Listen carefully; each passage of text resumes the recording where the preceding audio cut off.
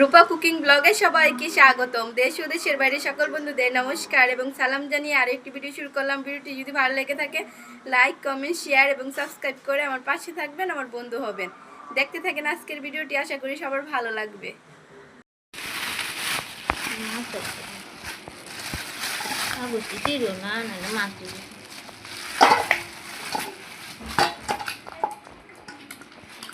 আপনাদের দাদা বাজার থেকে দেখেন কত মাছ নিয়ে আসছে। এখন মাছগুলো কেটে নেব।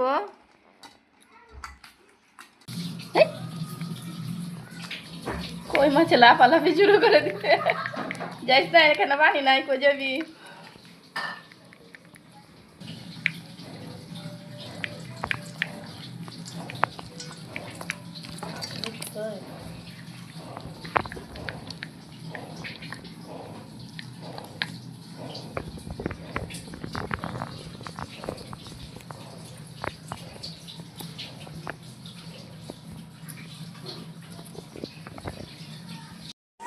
মাছের মধ্যে লবণ দিয়ে নিচ্ছি, মাছটি একটু মারা গেলে তারপরে কাটবো, না হলে হাতে লাগবে।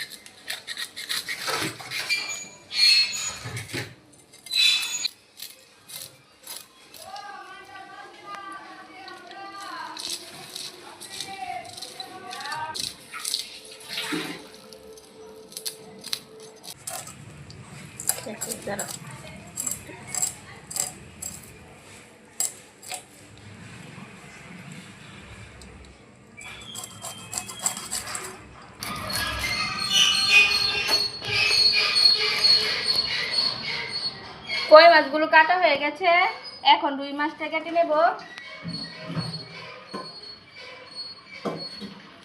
তাই ভরে নিচ্ছি, পিস হলো অনেক।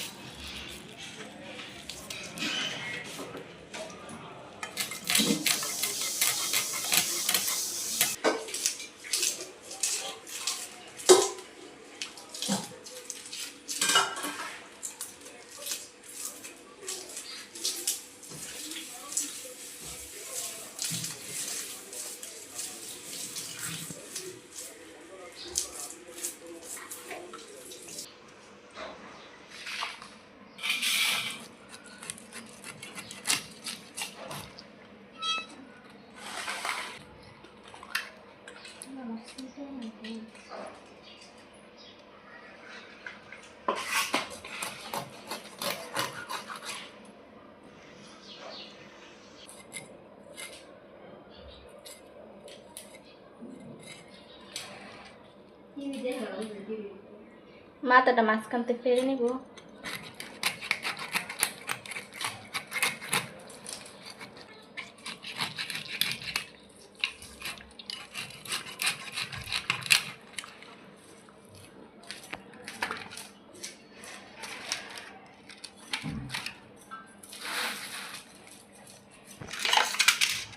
সবগুলো মাছ কাটা হয়ে গেছে, এখন ধুয়ে নেব।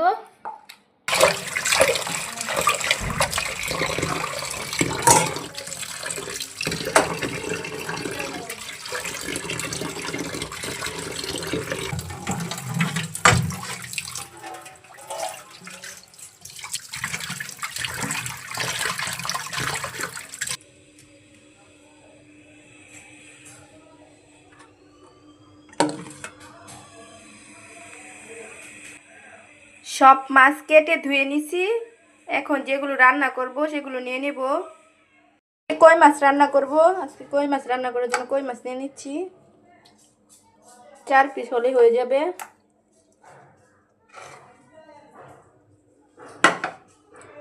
আর এগুলো ফ্রিজে রেখে দেব। কই মাছ রান্না করার জন্য সবজিগুলো কেটে নেব। আজকে কচু আর আলু দিয়ে কই মাছ রান্না করব, সেজন্য সবজিগুলো কেটে নিচ্ছি। সবজি কাটা হয়ে গেছে, এখন ধুয়ে রান্না বসাবো। সবজি মাছ ভালোভাবে ধুয়ে নিচ্ছি, এখন রান্না বসাবো।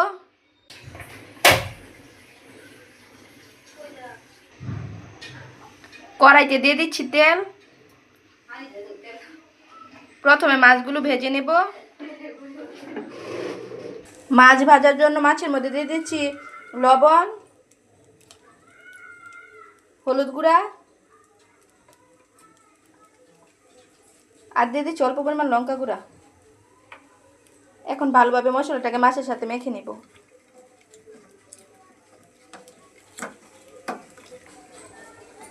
মশলা মাখানো হয়ে গেছে, তেলটা এখানে গরম হয়ে গেছে, মাছগুলো দিয়ে দিচ্ছি।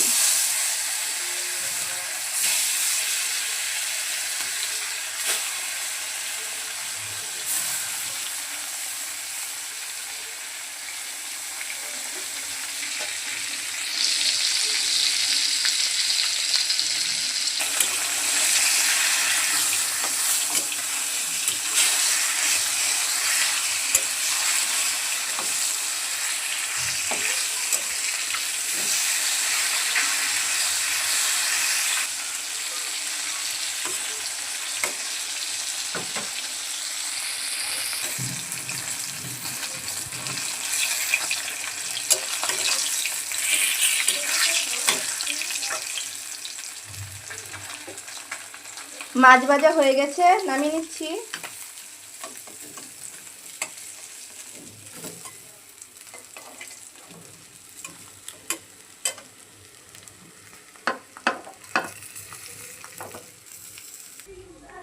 এখন ওই তেলে সবজিগুলো ভেজে নেব। কেটে রাখা আলু আর কচুগুলো দিয়ে দিচ্ছি।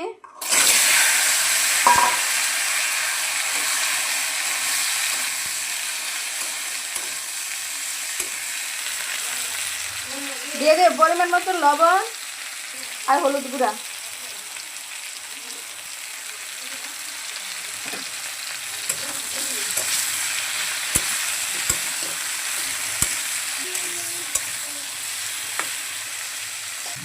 অল্প পরিমাণ জল দিয়ে ঢেকে দেবো সিদ্ধ হওয়ার জন্য।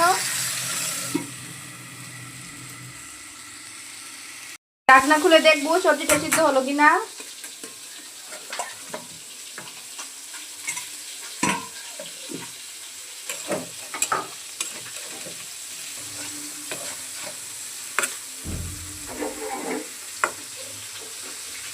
সবজি সুন্দর করে ভালোভাবে সিদ্ধ হয়ে গেছে। এখন আর একটু ভেজে নামিয়ে নেব।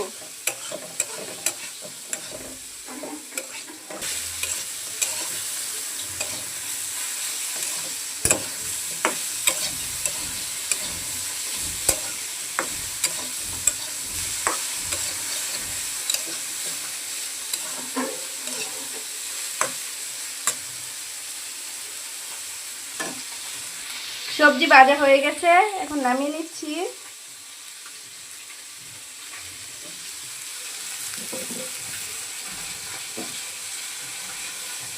মাছ আর সবজিগুলো ভেজে নিয়ে এখানে মশলাটা কষিয়ে নিচ্ছি।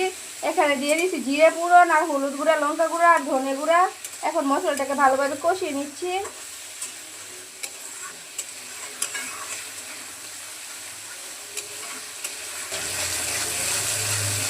মশলা কষানো হয়ে গেছে, মশলা থেকে তেল ছেড়ে গেছে। এখন ভেজে রাখা সবজিগুলো দিয়ে দিচ্ছি।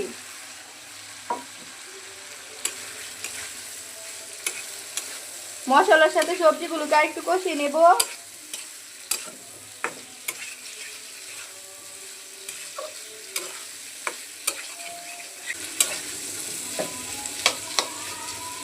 মশলার সাথে সবজি কষানো হয়ে গেছে, এখন ঝোলের জন্য দিয়ে দিচ্ছি পরিমাণ মতন জল।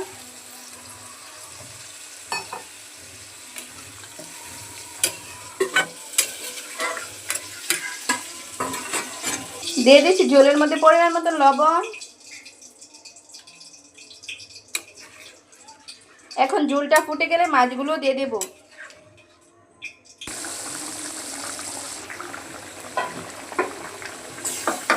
ঝোল ফুটে গেছে, এখন ভেজে রাখা মাছগুলো দিয়ে দিচ্ছি।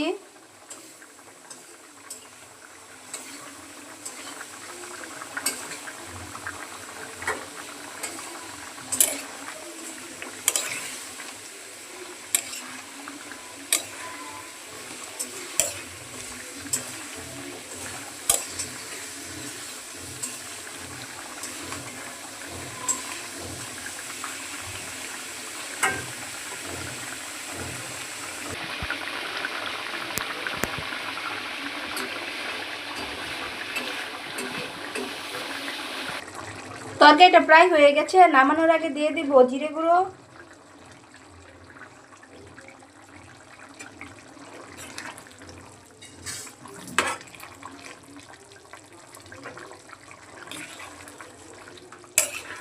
জিরের গুঁড়ো দিয়ে দিছি। এখন একটু জাল হয়ে গেলে তরকারিটা নামিয়ে নেব।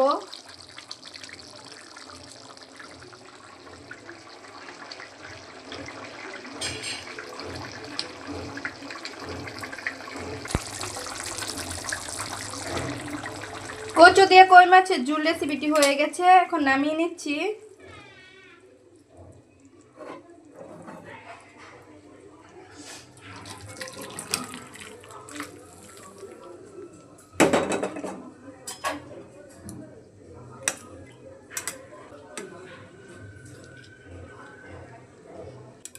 কচু দিয়ে আর আলু দিয়ে কে কে এরকমভাবে কই মাছের রেসিপি রান্না করে খান অবশ্যই কমেন্ট করে জানাবেন। আর রেসিপিটি কেমন হয়েছে তাও কমেন্ট করে জানাবেন।